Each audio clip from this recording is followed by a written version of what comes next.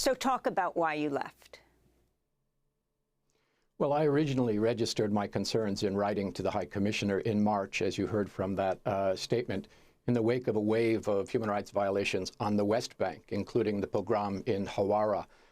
at that time. And at that time, I complained really about what I saw as a trepidatious response by many in the United Nations and an effort to try to silence some of the human rights critique of UN officials, including myself. You know, I admit to feeling a great deal of frustration, and at that moment indicating that I would be resigning from the UN effective this month. So, of course, the situation got much worse since then, which is why I was, particularly the events in Gaza, which is why I was compelled to write this latest letter to the High Commissioner to put on record my very serious concerns about how we were failing to address the unfolding events in the occupied territories. What do you think the United Nations, the United States, the West, UK should be doing right now?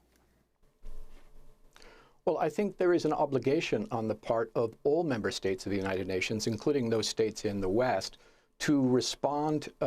in accordance with their obligations under international law, including international humanitarian law. My central point in the most recent letter was that we had effectively left international law behind when the international community embraced the Oslo process, which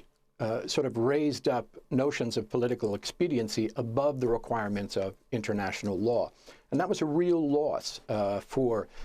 human rights in Palestine.